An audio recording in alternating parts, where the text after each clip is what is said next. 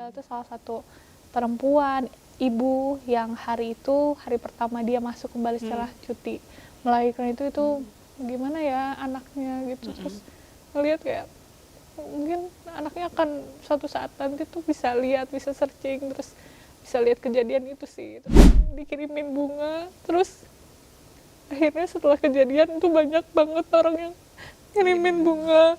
Itu sih cukup ngerasa sedih sih, Kak.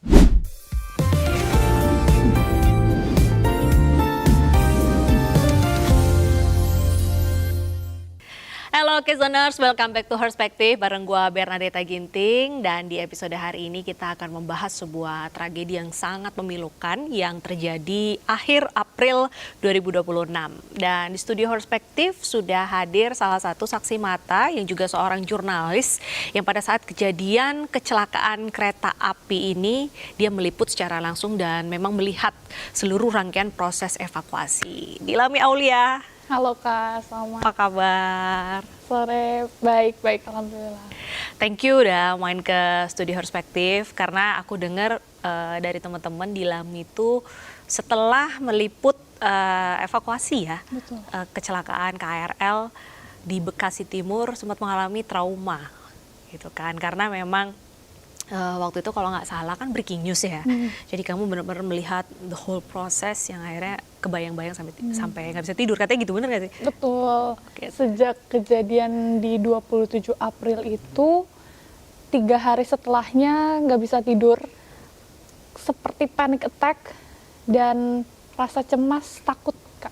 Berarti liputan dari 10:30 sampai jam? Sampai jam 8 pagi itu full breaking news. Ya, aku nonton lagi. Iya.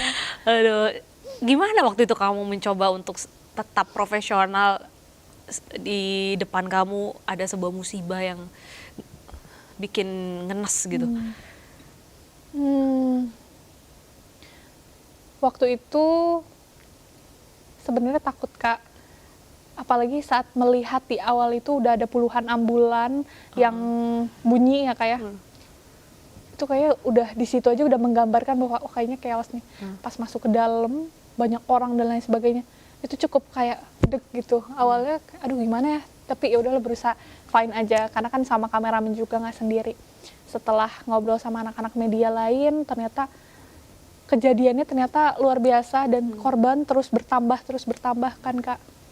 Kemudian melihatnya seperti apa ya, Kak, itu cukup traumatis sih, Kak, dan saat itu cara healingnya adalah dengan ngobrol sama teman-teman media. Kebetulan ada beberapa reporter TV lain yang saya kenal juga, akhirnya kita diskusi ngobrol untuk mengalihkan pandangan atau pikiran gitu, karena kalau terlalu fokus pada kejadian itu mungkin akan jauh lebih bagaimana ya, lebih lemes kali ya, kayak bahkan ada momen itu kayaknya jam 2 malam ditelepon sama kantor, dia bisa live lagi nggak? Terus saya bilang, bang kayaknya saya butuh waktu deh, kayaknya ini gimana ya, kayaknya nggak mudah juga, boleh minta waktu sebentar nggak? Atau kalau misalnya saya live report nggak usah on cam boleh nggak? Oh ya udah, akhirnya kantor mengabulkan kalau untuk live report ya udah nggak usah on cam karena tahu kondisinya seperti apa. Dan posisinya di situ udah nggak peduli akan penampilan juga sih, Kak.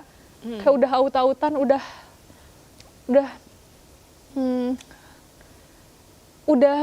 bingung juga mau ngapain gitu, tapi tetap harus bikin naskah. Akhirnya share naskah sama teman-teman, terus doorstop pada pejabat di situ. Iya, ada Dirut KAI, ada Menhub, kemudian ada Kabasarnas juga, jadi mendapatkan informasinya dari situ sih. Jadi mengalihkan pikiran aja, nggak begitu terlalu fokus akan kejadian karena pasti dukanya ini berkali-kali lipat, karena mungkin juga melihat itu para perempuan juga sih, Kak. Kamu dari jadi jurnalis berarti berapa tahun? Kurang lebih 3,5 tahun. Dari perjalanan 3 tahun jadi jurnalis, pengalaman kemarin meliput KRL tuh udah yang paling traumatis atau pernah ada yang lebih dari itu? Sebetulnya ini yang paling traumatis. Kenapa, Kak? Karena yang pertama ini waktunya kali ya, waktunya orang tidur, waktunya orang beristirahat, tapi ini bener-bener shock, kaget, dan harus kerja full sampai pagi, bahkan nggak ada momen istirahat sebentar tuh nggak ada, karena benar-benar mata harus melek, bahkan sampai lupa bahwa oh ternyata ini lagi liputan subuh. Kemudian yang kedua adalah karena melihat proses evakuasi yang benar-benar dekat banget sama mata, dan kantung mayat itu datang atau jalan tuh ke arah depan media, mata gitu, bener-bener kalaupun saya ngegapai itu kegapai banget. Nah di situ sih Kak. Terus yang ketiga adalah relate kali ya Kak, karena KRL tuh mode transportasi yang semua orang pakai. Dan saya juga melihat gimana rush hour para perempuan ini selalu ngejar gerbong depan dan juga gerbong belakang, dan melihat bahwa kalau pulang kerja itu pasti banyak banget yang bahkan senggol-senggolan gitu kalau di KRL ya. Dan pas saat itu ada kereta api jarak jauh di dalam KRL, itu gak bisa bayangin sih Kak. Mungkin banyak korban-korban yang ada di dalam yang kegiles, kegencet seperti itu sih Kak. Sebenarnya ya baca berita itu berkali pun tuh tetap nangis sih gitu kan, sedih gitu maksudnya. Sebenarnya itu kan hal yang bisa dihindari ya, karena kan ada taksi mogok dan segala macam. Tuh cobalah lebih sabar dalam berkendara, mungkin ya kejadian memilukan ini nggak pernah ada gitu. Tapi ketika yang bikin lebih sedih tuh banyaknya kantong ASI yang tidak bisa kembali kepada anak gitu. Itu benar-benar kantong ASI itu berserakan di mana-mana ya? Kalau untuk kantong ASI sebetulnya nggak sempat lihat secara langsung, karena kan itu di dalam KRL gerbong yang ringsek itu juga banyak banget petugas. Jadi itu area steril, jadi media hanya bisa lihat di gerbong kedua. Gerbong kedua sebelum gerbong terakhir, kemudian kita cuma bisa sampai peron sih, karena banyak yang jaga juga sih di situ. Tapi setelah mendengar beritanya yang memang katanya yang meninggal itu salah satu perempuan, ibu yang hari itu hari pertama dia masuk kembali setelah cuti melahirkan itu gimana ya anaknya gitu. Terus ngelihat kayak mungkin anaknya akan suatu saat nanti tuh bisa lihat, bisa searching, terus bisa lihat kejadian itu sih. Terus melihat juga katanya ada salah satu almarhum Vika ya, yang katanya tuh pengen dikirimin bunga, terus akhirnya setelah kejadian tuh banyak banget orang yang ngirimin bunga. Itu sih cukup ngerasa sedih sih Kak. Bahkan kalau melihat setelah kejadian bunganya ini bunga lili, bunga mawar, pasti Vika mungkin Bahagia di sana seneng sih Kak gitu dengan itu sih Kak. Jadi ngerasa sedih sih Kak.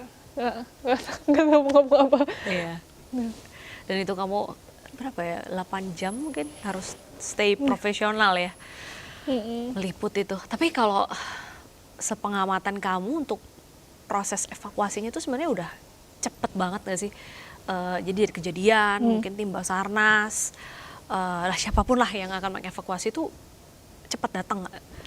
Kalau dibilang cepet, sangat cepet sih Kak. Jadi banyak banget yang bantu dari polisi, TNI, Basarnas, KRL, KAI, pihak KAI, kemudian pihak medis semua tuh pada bantu, mau perempuan mau laki-laki semua sama pada bantu sih semua. Bahkan warga di sana pun yang memang gercep. Jadi kalau misalnya ada korban yang keluar dari si peron dari stasiun Bekasi Timur, warga tuh selalu, siapkan ambulan. Jadi memang langsung dimasukin ke ambulan untuk area sterilisasi dan lain-lain itu cepet sih. Jadi semua pihak itu ngebantu di situ. Bahkan di Rut KAI kalau dilihat juga memantau secara langsung kejadian tersebut sih. Tapi memang mungkin kejadiannya yang luar biasa kenceng tabrakan itu, jadi memang agak lama ya proses evakuasinya. Tapi setelah kejadian itu kan tadi Dilami sempat bilang 3 hari ya. Kayak kebayang-kebayang tuh gimana tuh? Jadi setelah kejadian itu kan dari jam 11 malam sampai jam 8 pagi itu full mata tuh melek.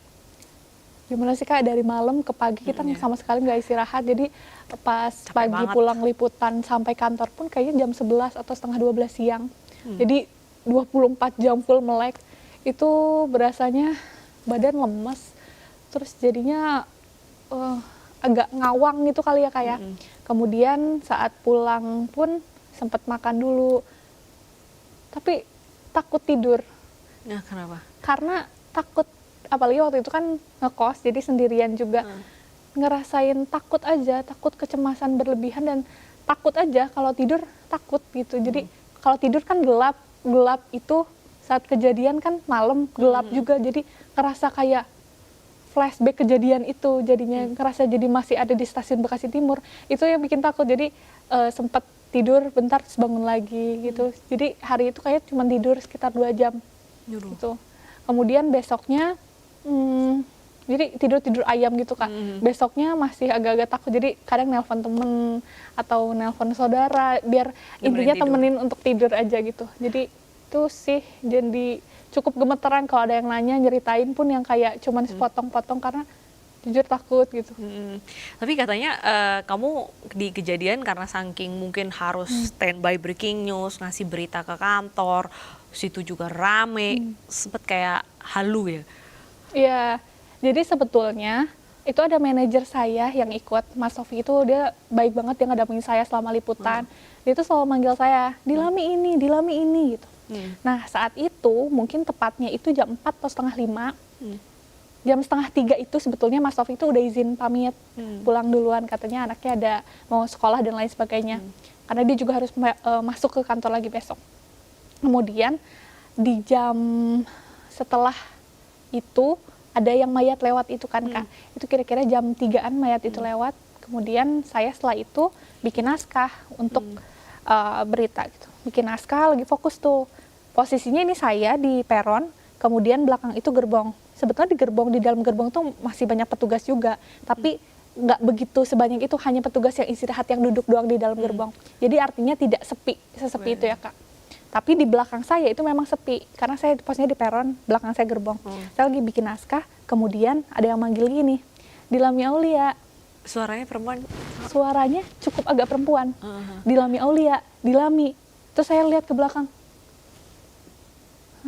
Mas Taufik bukannya, tapi kayaknya suaranya bukan Mas Taufik. Terus Mas Taufik kan udah izin dari setengah 3 untuk pulang.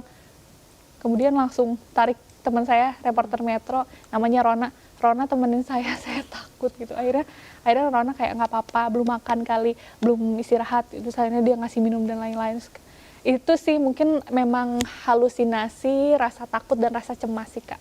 Wajar gitu. sih berada di posisi itu. Tapi kalau ngobrol-ngobrol sesama rekan jurnalis tuh memang dalam setiap rentang berkarir sebagai jurnalis tuh pasti ada fase-fase yang kayak gitu. Apa ya, mau dibilang traumatis, juga under pressure, itu kan memang kerjaan di media. Dulu kalau zaman aku tuh pernah ngeliput yang tabrakan KRL Kopaja dulu. Itu juga melihat anggota tubuh ya, berceceran tuh aku sih nggak bisa makan. Beruntung sih, karena sebenarnya di reporter iNews juga kan masih banyak yang baru-baru juga.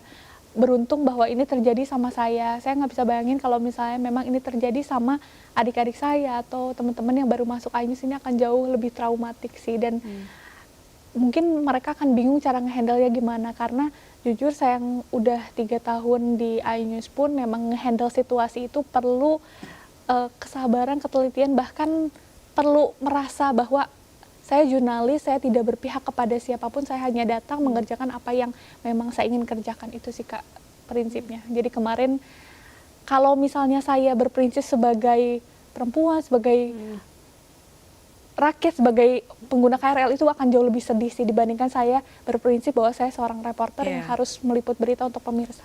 Ngatur mindsetnya saat itu harus cepat sih, karena ya kalau ngelihat gitu sedih bawaannya pengen nangis gitu kan. Tapi kan sebagai jurnalis kamu juga harus transfer berita terus, jadi harus benar-benar. Tapi setelah itu ada kayak ketakutan nggak untuk kamu sendiri naik KRL?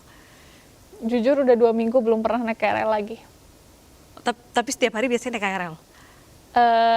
Beberapa waktu mungkin bisa seminggu 2 sampai 3 kali. Tapi waktu itu saya mau main sama teman saya. Kemudian dia bilang gini, kamu naik KRL aja. Saya bilang, kalau nggak dulu gimana, kayaknya masih takut deh. Terus akhirnya memang tidak memutuskan untuk tidak naik KRL. Tapi waktu 2 hari lalu sempat memutuskan untuk naik MRT. Saat masuk ke MRT, pas duduk melihat tatanannya, aduh sama lagi gitu. Dan di situ yang bisa gitu, akhirnya udah kebuka langsung turun gitu sih, Kak. Jadi kalau untuk masuk KRL-nya lagi belum pernah. Sampai sekarang masih kebayang logo kereta KRL abu-abu, merah, dan kuning. Sampai hafal loh dia. Itu cukup kelintas di otak kali ya, kayak jadi belum pernah lagi. Mungkin Gak sempat baca? Dengerin aja. Klik icon text to speech, gak pakai ribet di okezone.com.